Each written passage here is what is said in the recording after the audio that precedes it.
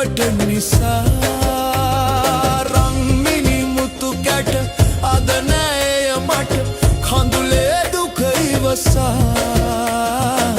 මං අද තනි උනේ හදවත ගොළු උනේ ගැහැණුම් චපල නිසා ඔව් මම තනි වෙන්නම් ඔබ නම් එපා ආයේ හමු වෙන්න ආයෙත් එපා ගණදිකා යන්න ගියා මාද